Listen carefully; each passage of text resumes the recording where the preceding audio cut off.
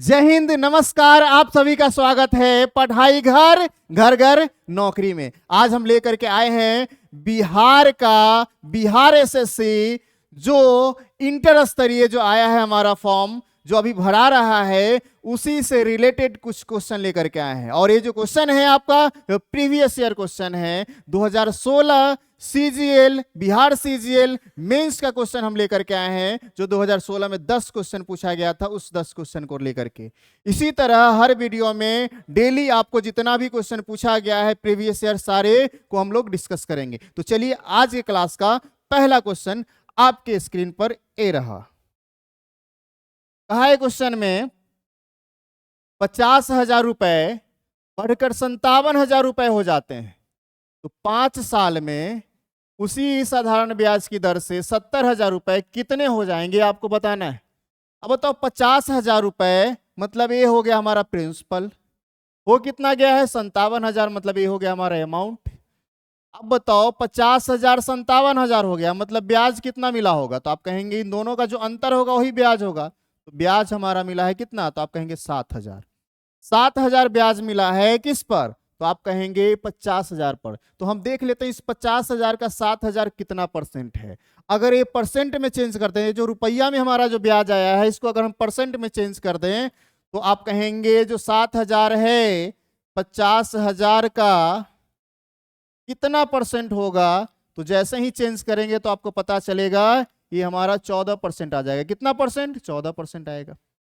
और हम जानते हैं एसआई परसेंट जो होता है, साधारण ब्याज जो प्रतिशत में होता है, रेट और टाइम के प्रोडक्ट के बराबर होता है। मतलब जब रेट और टाइम को आपस में मल्टीप्लाई करते हैं तो क्या आता है हमारा, तो एसआई परसेंट आता है। अब देखो, अगर एसआई परसेंट आपको 14% मिल गया, मतलब एसआई परसेंट अगर 14% मिला है, तो रेट की अगर हम बात करें, और ये हुआ कितना साल में है, तो 1 साल में हुआ है, मतलब टाइम की जगह क्या लिखेंगे, 1 लिखेंगे। तो हम यहां से कह सकते हैं रेट परसेंट हमारा कितना आ गया, 14%। जैसे ही रेट मुझे 14% मिल गया, फिर कहा गया है 70,000 रुपए कोई है, और इसी रेट से मतलब 14% से वह 5 साल में कितना हो जाएगा। तो हम कहेंगे अगर इसी रेट की बात करते हैं, अगर हम इसी रेट से चलने की बात करते हैं, तब नया एसआई परसेंट क्या हो जाएगा, एसआई परसेंट कितना साल का, तो 5 साल का क्या हो जाएगा। तो आप कहेंगे रेट हमारा 14% है, समय हमारा 5 साल है, मतलब 70%। कितना परसेंट, तो 14 पचे 70%। 70% हमको क्या मिलेगा, तो ब्याज मिलेगा। अब 70% ब्याज मिलेगा, जो भी प्रिंसिपल होगा वो कितना परसेंट होता है, तो आप कहेंगे वो होता है अपने आप में 100%। अब बताओ 100% प्रिंसिपल 70% ब्याज, तो कितना परसेंट हो जाएगा, तो आप कहेंगे 170% हो जाएगा। तो प्रिंसिपल दिया गया है कितना, 70,000। तो हम कहेंगे यहां से ये जो वैल्यू है हमारा 70,000, ये 100% का वैल्यू है। किसका, कितना का, तो 100% का। तो कितना का निकालना है, तो 170%। ये अमाउंट निकाले मतलब 170%। बताओ 170% का निकालेंगे, परसेंट से परसेंट खत्म, ये 2 जीरो से 2 जीरो खत्म। जब गुना करेंगे तो 17 गुने 7 कितना होता है, तो आप कहेंगे 119 होता है। तो 17 गुने 7 119, और 119 पे कितना जीरो, तो 3 जीरो, मतलब 1,19,000 हमारा हो जाएगा। कितना हो जाएगा, 1,19,000। जो ऑप्शन नंबर क्या दिया गया है, बी दिया गया है। मतलब 70,000 जो रुपया है 14% से 5 साल में कितना हो जाएगा, तो 1,19,000 हो जाएगा। ठीक है, चलिए अगले क्वेश्चन की ओर हम लोग बढ़ते हैं। अगला क्वेश्चन रहा आपका ए। कहा गया है क्वेश्चन में, एक नल ए किसी टंकी को 8 घंटा में भरता है, दूसरा नल बी 6 घंटा में भरता है। दोनों नल ए और बी को खोल दिया जाता है। 2 घंटा के बाद ए को क्या कर दिया जाता है, बंद कर दिया जाता है। तो पूछा गया तब दूसरा जो नल है हमारा बी कितना समय में टंकी को पूरा भर देगा। तो नल ए है, नल ए कितना, तो आप कहेंगे 8 घंटा में भरता है। नल बी जो है कितना, तो आप कहेंगे 6 घंटा में भरता है। अब बताओ ये 6 घंटा में 8 घंटा में, याद रखेंगे अगर सिर्फ टाइम दिया जाए तो उस टाइम को एलसीएम लेंगे। क्या लेंगे, एलसीएम। और जो एलसीएम आएगा वह टंकी का टोटल वॉल्यूम कहलाएगा। क्या कहलाएगा, वॉल्यूम कहलाएगा। तो बताओ अगर हम एलसीएम ले यहां से, 8 और 6 का, तो आप कहेंगे 24 होगा। और ये जो 24 होगा क्या कहलाएगा, तो टंकी का टोटल वॉल्यूम कहलाएगा। अब बताओ टंकी का टोटल वॉल्यूम कहने का मतलब टंकी में टोटल 24 यूनिट पानी आता है भरते हैं तो बताओ अगर ये पहला जो है 8 घंटा में भरता है तो 24 यूनिट भरने में 8 घंटा लगाता है, तो प्रत्येक घंटा 3 यूनिट भरता होगा। और दूसरा जो है 6 घंटा में 24 यूनिट भरता है, मतलब प्रत्येक घंटा 4 यूनिट भरता होगा। एक और बात याद रखेंगे, 1 घंटा में, 1 मिनट में, 1 सेकेंड में जो भी नल किसी टंकी को भरता है या पाइप, वही उस नल या पाइप का इफिशियंसी कहलाता है। कहने का मतलब 1 यूनिट में जितना पानी भरेगा वही क्या कहलाएगा, इफिशियंसी कहलाएगा। तो बताओ ये 1 घंटा में 3 यूनिट, मतलब ए का इफिशियंसी 3, बी का इफिशियंसी कितना 4। जब दोनों को हम एक साथ खोलेंगे, ए और बी दोनों को खोलेंगे, तो आप क्या कहेंगे, ए 3 यूनिट और बी जो है 4 यूनिट, तो दोनों मिलके कितना 7 यूनिट। मतलब 1 घंटा में दोनों 7 यूनिट भरेगा। कहा गया है कितना, 2 घंटा तक ये दोनों को साथ खोला जाता है। बताओ 2 घंटा में कितना भर देगा, तो आप कहेंगे 1 घंटा में 7 और 2 घंटा में 14। जैसे ही 24 से 14 घटा देंगे तो बचेगा कितना 10। अब 10 यूनिट पानी भरना है। अब ए को क्या किया गया है, तो ए को बंद कर दिया गया है। ए को जैसे ही बंद करेंगे तो बचेगा अब कौन, सिर्फ और सिर्फ बी बचेगा। और बी जो है 1 घंटा में 4 यूनिट भरता है। तो बताओ 10 यूनिट भरने में कितना समय लगाएगा, तो आप कहेंगे 10 यूनिट भरने में आप कहेंगे बी जो टाइम लगाएगा 10/4 मतलब 5/2, 5/2 मतलब 2 सही 1/2 घंटा लगाएगा। मतलब जो बचा हुआ था 10 यूनिट भरना था, उसको जब ए को बंद कर दिया गया तो बी भरेगा। और बी कितना टाइम लेगा, तो आप कहेंगे 2.5 घंटा टाइम लेगा, जो ऑप्शन नंबर क्या दिया गया है, बी में दिया गया है। तो याद रखेंगे अगर सिर्फ टाइम दिया जाए तो उस टाइम को क्या करना है, एलसीएम लेना है। और जब जो भी एलसीएम आएगा टोटल वॉल्यूम कहलाएगा। टोटल वॉल्यूम पता है, टाइम पता है, तो इफिशियंसी पता चल जाएगा। इफिशियंसी मतलब यूनिट टाइम में भरा गया पानी, और जो बोला गया क्वेश्चन में उसके आधार पे हम लोग बना लेंगे। ठीक है, तो चलिए हम अगले क्वेश्चन पे आते हैं। अगला क्वेश्चन रहा आपका ए। कहा गया जब किसी संख्या के 75%, 75%, जब किसी नंबर के 75% में 75 क्या किया जाता है, जोड़ दिया जाता है, ऐड किया जाता है, तो प्राप्त उत्तर ही संख्या है। मतलब जो भी प्राप्त होता है वो हमारा क्या है, वो वही संख्या है। तो उस संख्या का 40% आपसे पूछा गया है। या तो इसको आप मान के बना सकते हैं, नहीं तो ये कह सकते हैं बताओ कोई भी जो नंबर होता है दुनिया का वो अपने आप में कितना परसेंट होता है, कहेंगे 100% होता है।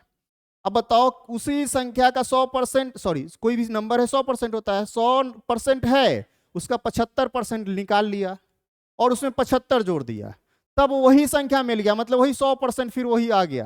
तो आप क्या कह सकते हैं, आप कह सकते हैं उसी नंबर का 25% जो वो हमारा बचा हुआ था, उसी 25% के जगह पे 75 रख दिया गया है, तब वह नंबर मिल गया है। मतलब 25% बराबर 75, तो 100% बराबर निकालेंगे। और नहीं तो कहेंगे कोई नंबर है हमारा x, 75%, 75% को हम जानते हैं 3/4 कहते हैं। क्या कहते हैं, 3/4, मतलब x का 3/4, x का 3/4। और इसमें जब 75 जोड़ दिया गया है तो बोला गया है जो प्राप्त होता है ना वही नंबर, मतलब x ही प्राप्त होता है। तो आप क्या कहेंगे, ये जो x वाला टर्म है उधर चला जाएगा, तो इधर बचेगा हमारा सिर्फ 75, और x से 3x/4 घट जाएगा। जब इसको घटाएंगे तो आप कहेंगे 4 - 3 मतलब x/4 आएगा, और ये हमारा है 75। ये इसके साथ गुना हो जाएगा तो x बराबर कितना आ गया था, 300। मतलब वह नंबर क्या था, तो नंबर था हमारा 300। पूछा गया इस नंबर का 40% बता दो, 40% बता दो। इस नंबर का कितना परसेंट, तो 40%। तो 40% निकालने के लिए क्या कहेंगे, 40/100, 2 0 से 2 0 खत्म, मतलब कितना आ जाएगा, तो 120 आ जाएगा। और ही आपसे पूछा गया है जो ऑप्शन नंबर क्या दिया गया है, बी में दिया गया है। ठीक है, या तो ऐसे बना सकते हैं, नहीं तो क्या कर सकते हैं, आप कह सकते हैं कोई नंबर है वो 75% है, उसका 75% और 75 जब जोड़ दिया गया तो वही नंबर आ गया है। वही नंबर मतलब कोई भी जो नंबर होता है अपने आप में 100% होता है। तो कितना परसेंट है, 100%। 75 जाके उधर घट जाएगा तो क्या कहेंगे, आप कहेंगे 25%, या इधर हम लिख देते हैं कितना परसेंट, 25%।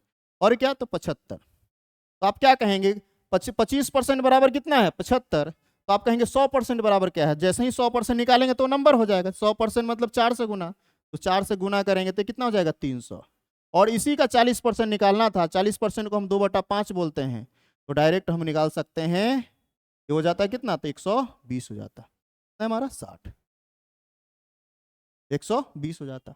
तो या तो ऐसे आप निकालेंगे या नहीं तो जो एक्स माने हैं एक्स के आधार पे आप कर लेंगे। ये मौखिक भी कर सकते हैं। अगर 75% मतलब 25% बचा है, 25% की जगह 75 लिए हैं, मतलब 25% का वैल्यू 75 है, तो 100% क्यों, क्योंकि कोई भी नंबर 100% होता है, 100% निकाल देंगे तो 300 आएगा, फिर उसका 40% निकाल देंगे, हमारा आंसर हो जाएगा। ठीक है, अगले क्वेश्चन पे आते हैं। अगला क्वेश्चन रहा है, बोला गया 5 वर्ष पहले 4 लड़कों का औसत आयु 9 वर्ष था। कितना था, 9 वर्ष।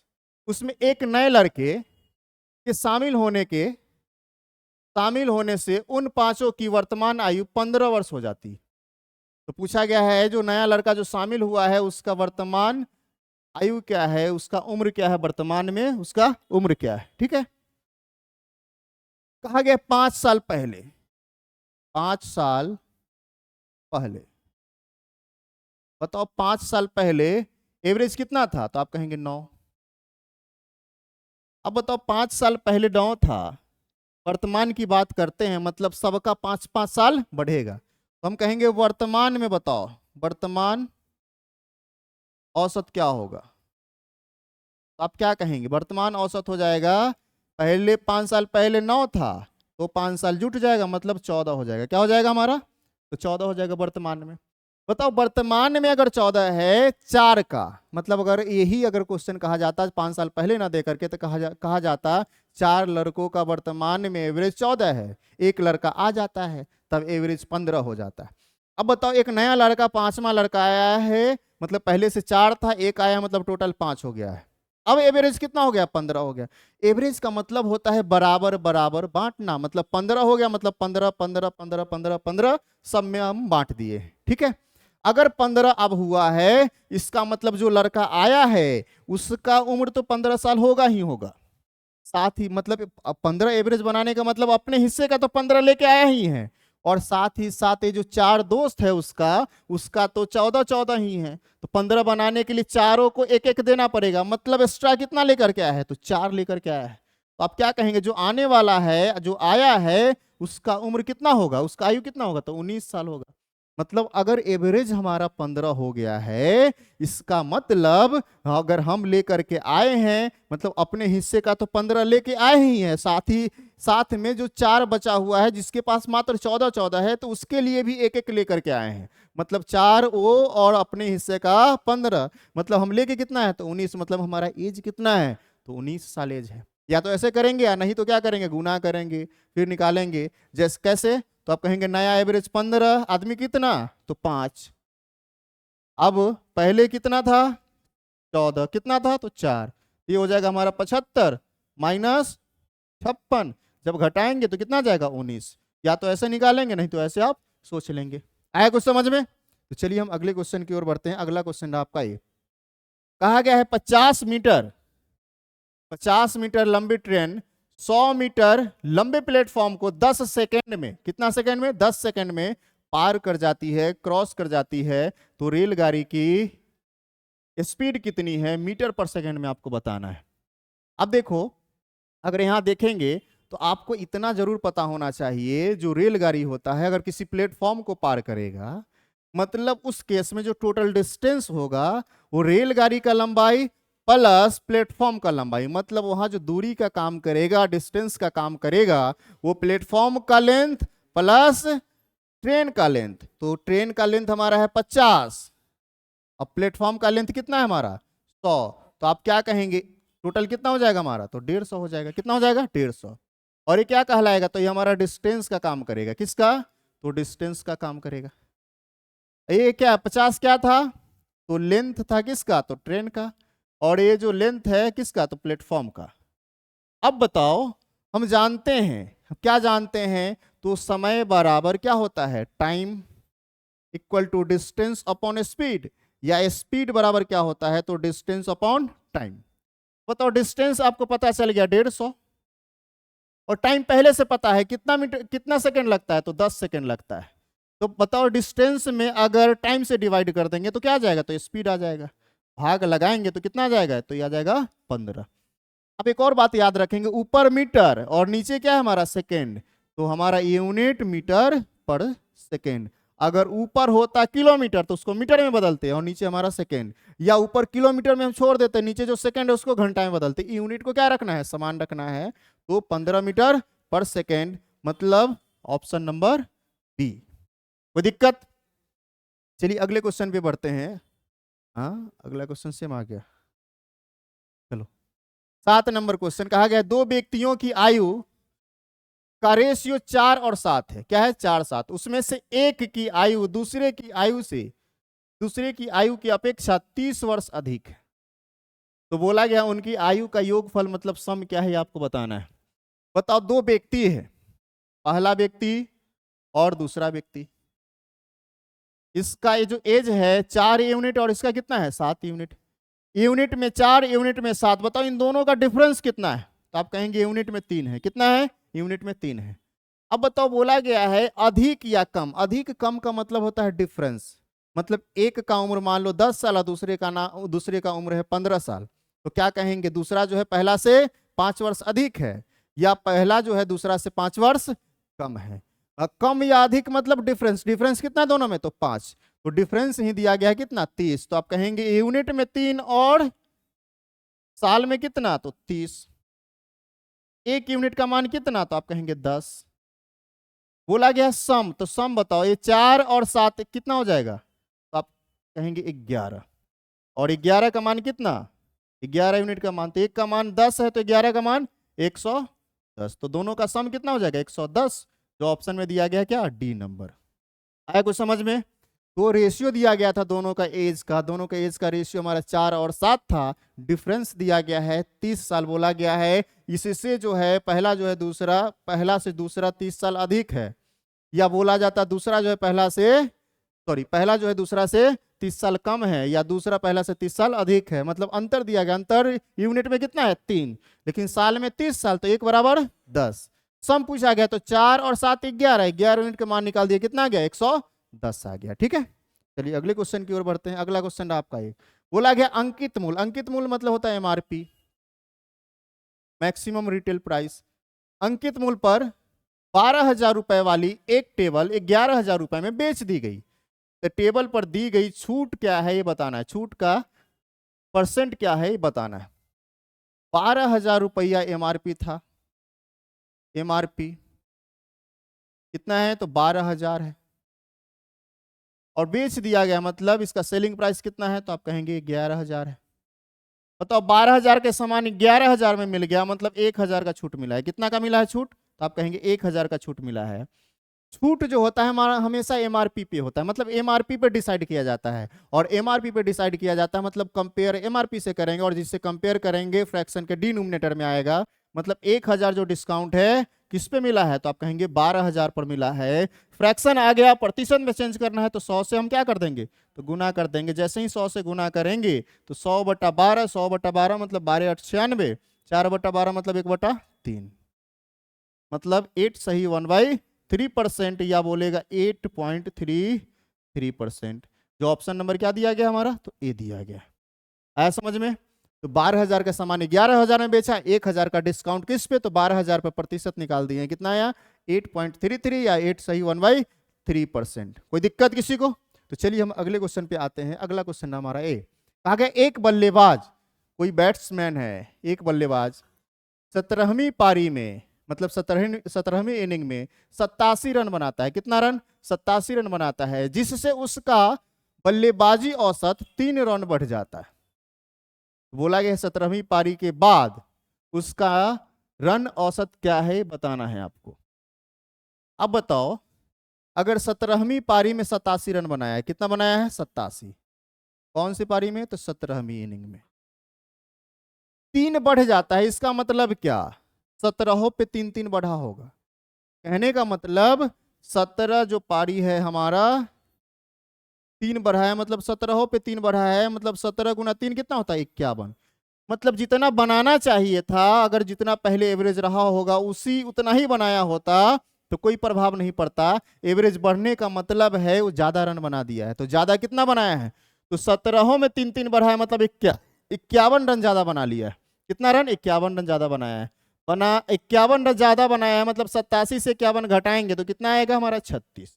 अगर 36 रन बनाता तो एवरेज पे प्रभाव नहीं पड़ता, मतलब 36 का 36 रहता, लेकिन 51 रन ज्यादा बनाने के कारण एवरेज 3 बढ़ गया है। मतलब कहने का 16वीं पारी तक उसका जो एवरेज रहा होगा, कितना रहा होगा एवरेज? तो आप कहेंगे उसका एवरेज 16वीं पारी तक 36 रहा होगा। अगर ये पूछा जाता 17वीं से पहले या 16वीं तक बताओ उसका एवरेज क्या था, तो आप कहते कितना? तो 36 कहते। लेकिन पूछा गया है 17वीं के बाद एवरेज क्या है, तो बताओ 36 और 3 बढ़ गया है ना 17वीं के बाद, तो क्या कहेंगे? 39, मतलब 39 एवरेज हो गया है, जो ऑप्शन नंबर क्या दिया गया है? ए में दिया गया है। अगर 16वीं तक पूछा जाता तो 36, 17वीं के बाद पूछा गया है, इसका मतलब 3 बढ़ गया है, तो 36 और 3 कितना? तो 39 हो गया। ठीक है, तो चलिए अगले क्वेश्चन पे आते हैं। अगला क्वेश्चन रहा आपका है, कहा गया एक वस्तु का अंकित मूल्य मतलब एमआरपी कितना है? 5000 है। दुकानदार 5% डिस्काउंट देता है, फिर भी उसे 25% का प्रॉफिट होता है। तो बोला गया उस वस्तु को कितना में खरीदा था, उस वस्तु का सीपी क्या है? क्रय मूल्य मतलब सीपी क्या है? अंकित मूल्य मतलब एमआरपी, ठीक है। छूट मतलब डिस्काउंट। 5000 रुपया एमआरपी है, कितना? 5000। अब बताओ 5000 अगर आपका एमआरपी है कोई वस्तु का, 5% डिस्काउंट दिया, कहने का मतलब एक और बात याद रखेंगे, एमआरपी जो होता है, एमआरपी ये हमेशा 100% होता है। कितना परसेंट? 100%। और छूट हमेशा एमआरपी पर मिलता है। किस पर? तो एमआरपी पर। अब बताओ यह अपने आप में कितना परसेंट? तो 100%। क्यों? क्योंकि एमआरपी है। अगर 100% है, 5% अगर छूट दे दिया तो बेचेगा कितना में? तो आप कहेंगे बेचेगा 95%। 95% मतलब 95/100। इससे इसको हम कैंसिल कर देंगे। जब इसको हम गुना करेंगे तो कहेंगे 0, 5 × 5 25, 9 × 5 45 और 2 47। मतलब बेचेगा कितना में? तो आप कहेंगे ये बेचेगा 4750 रुपया में। मतलब एसपी कितना आ गया? 4750। जब 4750 में बेचता है तो 25% प्रॉफिट कमाता है। कितना परसेंट? 25%। और हम ये भी जानते हैं सीपी जो होता है, क्रय मूल्य जो होता है, अपने आप में हमेशा कितना होता है? ये भी 100% होता है। मतलब किसी वस्तु को 100% में खरीद के लाए हैं, 25% अगर प्रॉफिट लेना चाहते हैं तो कितना में बेचेंगे? तो 100% तो पहले आपका था, 25% एक्स्ट्रा लेना चाहते हैं, मतलब 125% में बेचना चाहते हैं। कितना परसेंट में? 125% में। मतलब ये जो 4750 में जो बेचे हैं, प्रतिशत में कितना में बेचे हैं? तो आप कहेंगे 125% में बेचे हैं। बोला गया सीपी बताओ, तो सीपी हमेशा अपने आप में कितना परसेंट? तो 100% होता है। तो 100 से हम गुना कर दिए हैं, मतलब 100 का मान निकाल लेते हैं। प्रतिशत से प्रतिशत खत्म, 25 × 400, 25 × 5 125। 5 से कैंसिल करेंगे इसको, 9 × 5 45 और ये हो जाएगा 50। अब गुना कर देते हैं तो 0, 5 × 20, 9 × 36 और 2 38। मतलब कितना में उस वस्तु को खरीदा था? मतलब उस वस्तु का सीपी क्या था? तो आप कहेंगे 3800। मतलब उस वस्तु को 3800 में खरीदा था, जो ऑप्शन नंबर ए में दिया गया है आपका। 3800 में खरीद के अपने मन से दाम तय किया 5000, 5% डिस्काउंट दिया, फिर भी उसे 25% का प्रॉफिट हुआ। आया समझ में? तो आज के हमारे जो क्वेश्चन थे, टोटल 10 ही क्वेश्चन थे। 10 क्वेश्चन जो 2016 के बिहार सीजीएल में पूछा गया, ये 10 क्वेश्चन था। इसी प्रकार के क्वेश्चन आपके एग्जाम में आएंगे। और बाकी जितना भी शिफ्ट का है, सारे क्वेश्चन हम लोग करेंगे बारी बारी से, अगले अगले वीडियो में आपको मिलते चले जाएगा। चलिए आज के लिए इतना ही। जय हिंद, जय भारत।